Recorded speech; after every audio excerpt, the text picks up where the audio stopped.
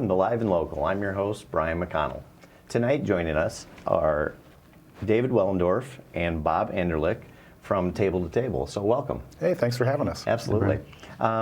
If you want to just start off with a little bit of personal information about each of yourselves and a little what you do at Table to Table. I'm the executive director of Table to Table. I've been there since 2001. Essentially, I administer the program as well as do the grant writing and do development, and wear all the different hats. We're a very small staff. We only have 2 full-time people and 2 part-time people, so we're all wearing different hats all the time. Sure. Are you from the area here? No, I'm from the Cedar Rapids area, and I commute down every day. And I saw that there was this position opened up at Table to Table, and living in Cedar Rapids, I hadn't heard of it before. And once I discovered what our program was, a food rescue, I just knew that that was the right thing to do, and I wanted to be part of that. So I applied for it, and there you go. Did you have a background in that? No, actually, I built printing presses for 18 years at Goss Graphics, which is now gone. And then I did a little bit of my first foray into social service work was at Tanager Place, and that was up in Cedar Rapids as well. But I just wanted to do something a little bit different, and when I saw that this opportunity popped up, it was something I wanted to go for. Great. And David, what about you? I'm the volunteer coordinator, and I do logistics for Table to Table. Okay. And what about you? Are you from the area here? I've actually been living in Tiffin since I came here about 11 years ago, yes. Okay, wonderful. Been with Table to Table since 2003. So how did Table to Table get started? Well, it started in early, probably late 1995. A group of 8 people got together, and they'd seen something on television, I believe it was on CNN, about food rescue organizations. And they thought, well, there's that need here in Iowa City, because there were definitely a lot of programs to help the hungry and the homeless, and there was a lot of excess food coming from the grocery stores. So we had people from New Pioneer and Mercy Hospital and other social service agencies then get together and say, like, how can we approach this problem? What can we do? And so they discussed it a little bit, and then they kind of let it incubate a little bit. And they came back, probably about 4 or 5 months later, and decided, to really go ahead and form the organization. And then they, filed the paperwork, got the organization started, and that first year, it was using their own cars. They rescued about 40,000 pounds. And at that time, that was mostly like the Dale Bakery kind of things that were shelf stable in terms of temperature and things that they could move real easy. And then it just started growing from there. So was there a template from another community that they kind of used to get it started, or was it pretty much just built from the ground up? Well, there was a template from a group called Share Our Strength, and they were also part of another organization called Food Chain that also had some information as well. And some of that was absorbed by America's Second Harvest, which is now Feeding America. So they provided a lot of the information, as well as like our pound tracking program that we use on the computer came from them originally as well. So they did have a template, and also how to handle food safely, the procedure for trying to approach donors and recipient agencies, finding out what the recipient agencies had for capacity, what types of foods they needed, what types of food they could take. Did they have a freezer? Did they have a refrigerator? How many people were they serving? So the organization could get an idea of what their needs were. And then as we're seeing what kind of donations are coming in, we're able to match those donations with how the needs are, so you can maximize the utility of the food. Talk a little bit about the process, how it gets, from the people donating the food to the actual people consuming it.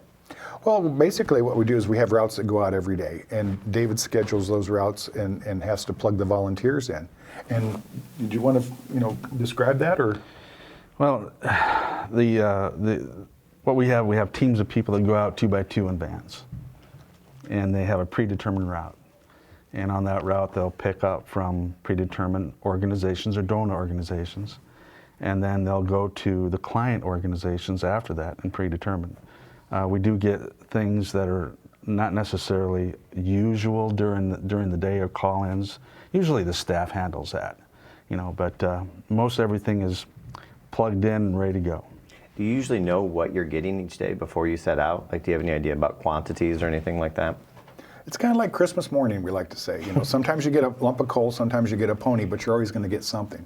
So the example I always like to use is you might go to a Hy-Vee store, say, for example, one day, and you might get a couple dozen loaves of bread, because that's what they pulled on their overnight stocking. But the next day, whatever's left on those shelves, maybe it'll be a dozen racks of a dozen loaves of bread. It just depends on what the buying patterns are of the public and the buying patterns are of the store. And they have to kind of keep ahead of the game, so that creates some excess. And what we're capitalizing on is that excess and making sure that that food doesn't go to waste. So we're taking food that the best if sell by date or the best if use by date's coming up, and that's just the maximum freshness and appearance and flavor for the product according to the manufacturer. But depending on the type of food it is, there's a certain use window beyond that, and we're able to get that food to those agencies who in turn pass it on to people that are hungry, homeless, or at risk that are already coming to them for services. It serves a couple different purposes. One is we don't charge any fee for what we do. So the food that we provide to those organizations helps support their budgets. They in turn provide that food to the people that are coming to them. So those people that are already in dire straits and are coming to them for services and support are able to get that food at no charge also. And maybe it's a prepared meal like free lunch. Maybe it's a pantry like Crisis Center Food Bank or Coralville Pantry or places like that. We serve 34 different agencies in all, 34 agency sites. Oh, wow. with a variety of programs, but they all fall under the umbrella of hungry, homeless, or at-risk individuals in the community. So is that just in Iowa City, or is it the county? Johnson County. Okay. And on occasion, we'll go a little bit out of Johnson County. If we have too much to move in Johnson County, we might move it up to Haycap and Lynn County, and they in turn redistribute it through all their agencies, and they serve a 7-county area. Okay. So we want to make sure that the food doesn't go to waste and it's used for the purpose that it was created for. Yeah. Talk a little bit about the safety controls that have to be in place, considering you are, working with food that, as far as the vans, are there temperature controls, or is it just simply getting it from point A to point B, or anything about that? Oh, sure. Well, we do have refrigerated vans. Okay. And so, and it's also interesting, you have to keep food refrigerated, but you want to make sure that the food that's refrigerated doesn't get too cold. So like your produce and things like that. So there's kind of a sweet spot on the temperature. And in the wintertime, that can become a challenge, especially when you have such heavy wind chills and wind blowing. And there's that time in between the store and the van when you're loading it, because our volunteers are taking things that are typically in grocery carts and reboxing them and putting them in our vans so we can move them on. David's ServSafe certified, and he passes that information on to the volunteers so that they have an understanding of how to handle the food, what they can take, what they can't take. And if there is any doubt anywhere along the process, we want to make sure that the food is tossed. And ideally, it's tossed into a compost facility or a compost bin somewhere so that it still doesn't go to waste, it's going back into the food chain. Gotcha. And I was reading something about an Emerson Act or something, and that protects the people who are giving the food? Correct. That's a federal act that was created in 1996. It was the Bill Emerson Good Samaritan Food Act. And essentially what that says is if the donor in good faith is donating that food and they feel that it's wholesome and edible and that there's nothing wrong with it, and then we handle it correctly, we're also looking at it, making sure it's okay, we pass it on to an agency who also has a set of eyes on it. That should there be anything that's unforeseen that nobody knew about that was a problem, that nobody's held liable for that food. And that's, or held liable for the sickness, I should say. Yeah. So that's what really opened up food rescue. And there's also an Iowa statute that kind of mirrors that, it's a gleaning statute, but basically says the same thing. As long as you donate that food in good faith and you feel that it's wholesome and edible and nutritious, that you won't be held liable if there was something unforeseen wrong with it. That's good.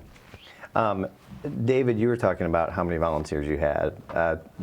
I guess share how many volunteers approximately you have. I'm sure it fluctuates a little bit, and also what it's like to keep that coordinated.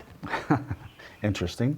Yeah. We have over 100 volunteers, but we also have several businesses and that are involved in their employees actually going during lunch hour and helping us out as volunteers. We have a student group that's involved as a group.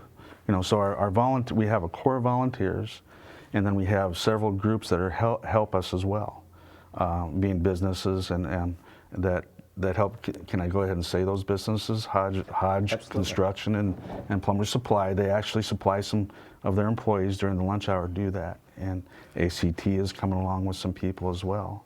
The Boulware medical community of the U of I does our farmers market, and they've been doing it for 6 years now. It's just an amazing process. Now the volunteers as a whole, we have core volunteers, but that's a lot of volunteers. It's a lot of routes when they're going 2 by 2. And I looked at Bob, today, and I said, geez, Bob, we have 14 volunteers going out, and we have 7 new ones. They're getting trained because of the process itself. So when you have that many people during the week, you may have 60 people actually involved in 1 week. And if you translate that into like employees, if you had 60 employees, you're going to have natural attrition things that goes on. Vacations this time of year, that type of thing. We've had 5 people that got jobs. So we have a good job record. People that want to get a job, be a volunteer with Table to Table. So, you lose people like that. Yeah, and one of the great things about a community like this is you do have a lot of students, and they can help too, but that's also a little more transient. So they're not there year after year necessarily. Right. The student population, we have some students that are absolutely amazing. We'll graduate students from freshman year to the senior year, which is fantastic. It's kind of hard to see them go. Yeah. And then great resume builder too. Oh yeah. Well, and they become part of the core volunteers. But what we try to do naturally is get people from the community that's stable in the community to fill those 2 spots. And then we allow that student to rotate in with that couple to help out when they're gone and things like that. And it creates a very stable type of platform. Seems like it works well. Yeah.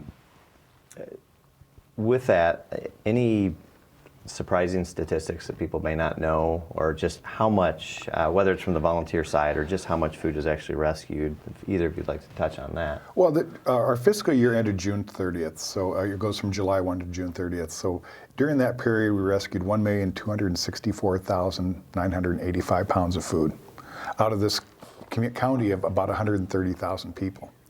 And so there's a tremendous amount of resource flowing through these businesses and stores, because we have an expectation of consumers of having the most variety. We want to see 6 different types of apples. We want to see all this different types of baked goods. We want to see all this type of dairy. So the stores do their best to try to stock, but then they have to continually restock, and we're able to capitalize on that food that they're pulling off the shelves. Now, every 1.2 pounds of that rescued food is considered an equivalent meal. So that was over 1,053,000 equivalent meals that we were able to provide out into the community through those agencies that serve the hungry, homeless, and at risk. That simply weren't there before Table and Table. Wait, correct. And typically in the past it would have been thrown away, or there might have been an agency that would go to an individual store on a periodic basis and say, do you have something for an event that we're having, or something along those lines. But what we found is that when you centralize the collection and distribution of a food rescue or process, then the donors know that our volunteers are going to be there at a certain time every day. They know that they can pull their items off the shelves, because for as spacious as the front of the stores are, the back rooms are really tight. So the space is at a premium. So we really appreciate them taking that extra step and setting it aside for us, so we can, we're able to pick that food up. So, but what kind of impact can this food have? And according to Feeding America's Map the Meal Gap, an average meal in Johnson County is $2.72. So if you multiply that times the number of meals, that comes out to be roughly $2.87 million worth of food that we're getting to those agencies. But you got to remember that that's only half the story, because those agencies in turn pass that food on at no charge to the people that are already coming to them. So that ends up being $5.74 million of food of impact to the community by just taking the simple act of having food that's still good, making sure it doesn't go to waste. That's incredible. Kind of a 2-part question. As far now, do you still need volunteers to fill those? And also, how would a business get involved if they have the resources and want to help out with this? With the volunteer process? Or both? Both with Okay. the volunteer process, and then also just to give away some of their food. Well, I guess first of all, I need to add on the business side. The businesses actually that are our donors are volunteers. They, in turn, are buying into the process, and quite frankly, some of them just really don't have a lot of space. Mm-hmm. They don't have a lot of time. They're for profit, and we understand that. So by them participating, all those donors that are on our website, they are actually in the process and volunteering their time as well. if a business wants to get involved, it's simple as calling me and seeing the parameters of how their employees can get involved as far as volunteering. They can actually just phone our regular house phone at 319-337-3400. Yep. Or you can go to www.table2table.org. Okay. And we have to specify that because it's a little bit different, but it's just table2table.org, but it's that the TO is actually a 2. Now, we could always use more volunteers Sure. from Absolutely. the community. And we actually went through a process of gaining 7 routes since January. So that's 14 people that have to be there once a week on this particular route that we create. I saw through social media recently the 100+ Women Who Care. I think you received a special gift from them Absolutely. in their inaugural one. If you want to talk a little bit about that, and then also any other special gifts or recognitions you've received recently. Well, the 100+ Women group, we were very proud to be their inaugural gift. And so we were able to take the money that they gave us and purchase a new small Tasker van. Something that's better for short trips, especially downtown and in tight spaces.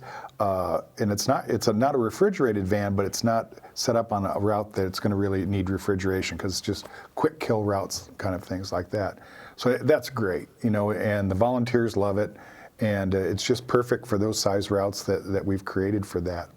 And I also want to thank, we have sponsors that sponsor Table to Table on a yearly basis, and the Iowa City Masonic Foundation sponsors through Radiothon each year, sponsors us at the $3,300 level. Okay. And we also receive support through Linder Tire and through Carousel Motors and a lot of other donors. I mean, we have donors that range everywhere from your $25 donors all the way up to donors that might do $1,000 or more.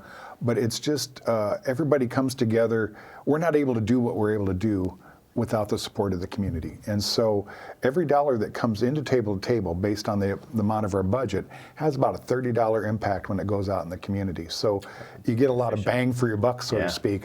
And the other thing I like to say is when you give to Table to Table, you're really giving through Table to Table because we take that money and we're able to get that out and have that impact across all those different agencies in the community.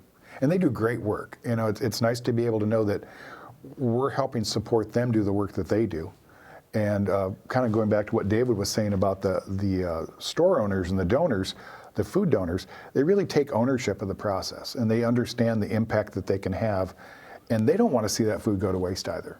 And this is a nice way for them to give back to the community that keeps them going. And so it's just such a great process all the way around.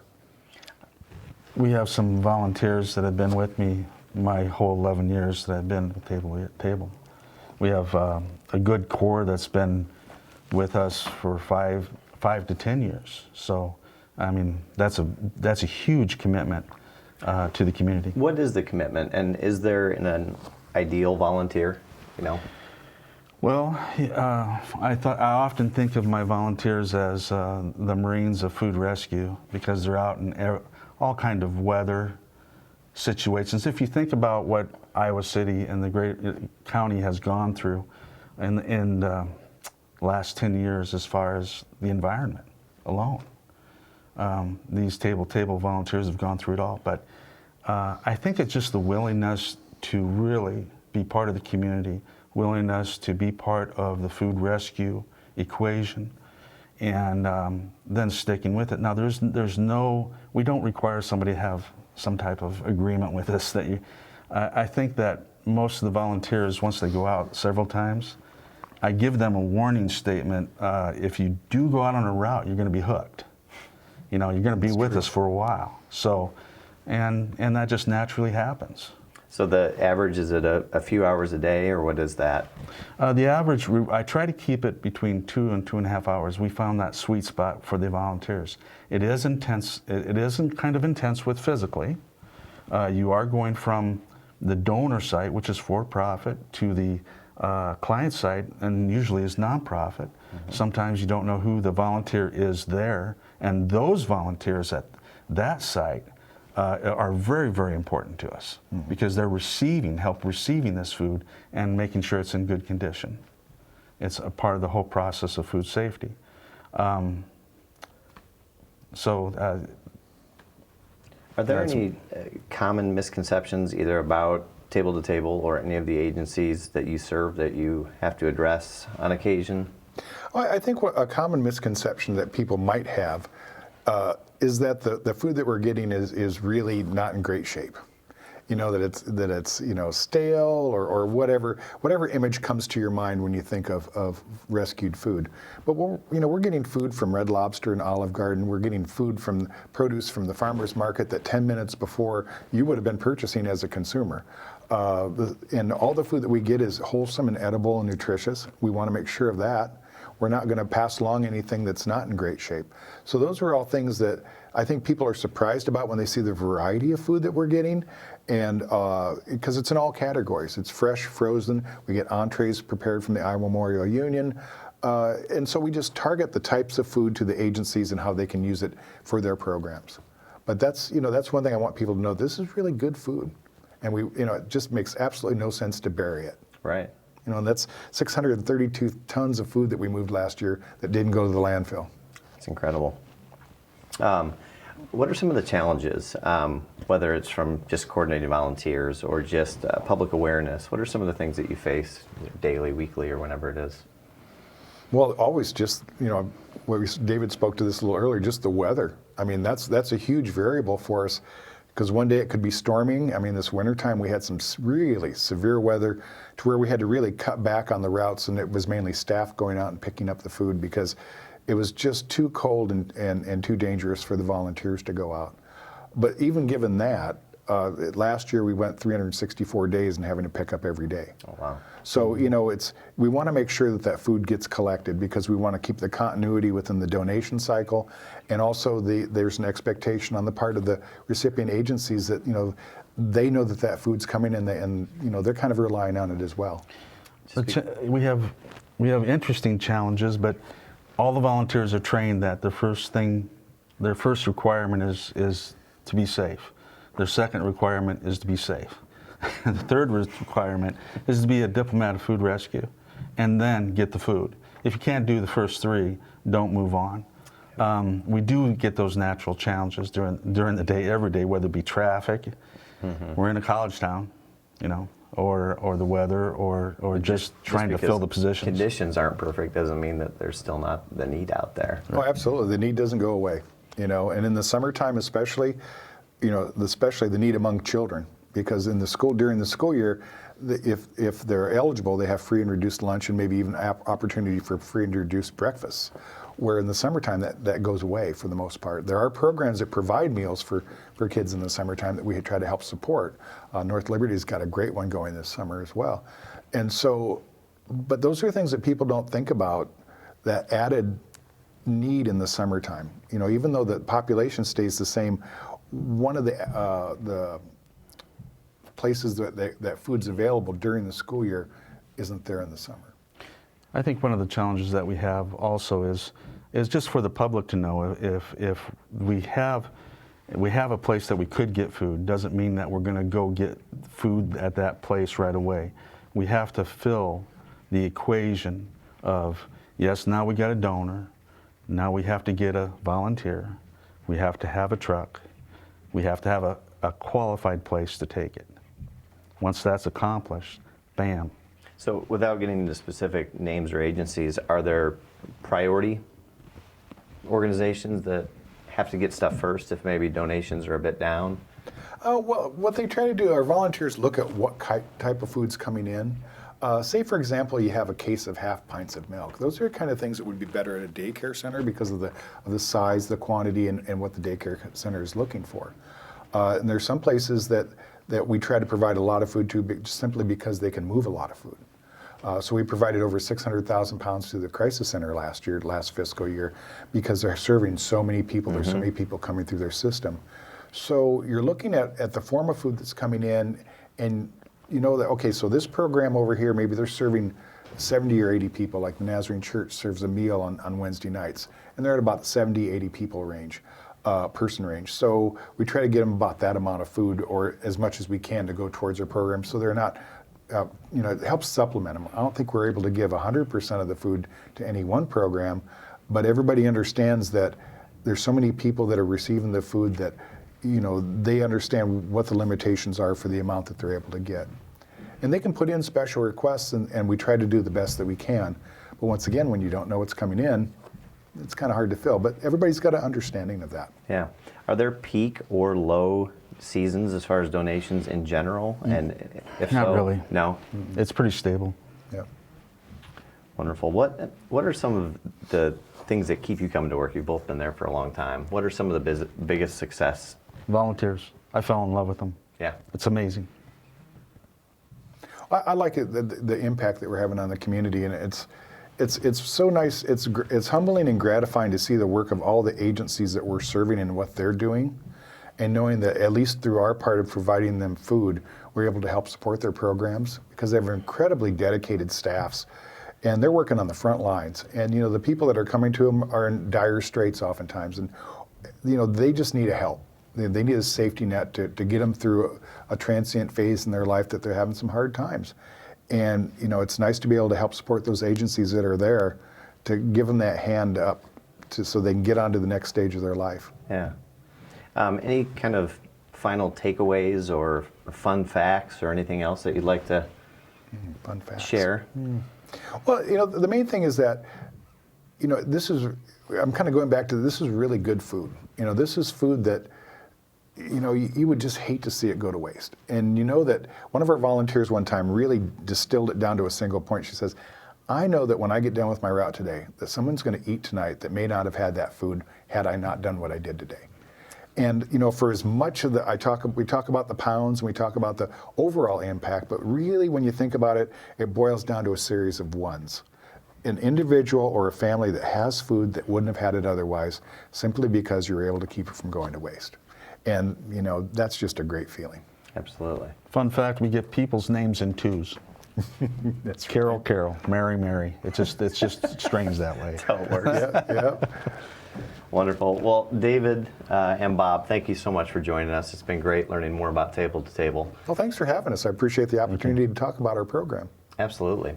Thank you very much for tuning in. I've been your host, Brian McConnell, and please tune in every Wednesday night at 8 o'clock for the most recent episode of Live and Local.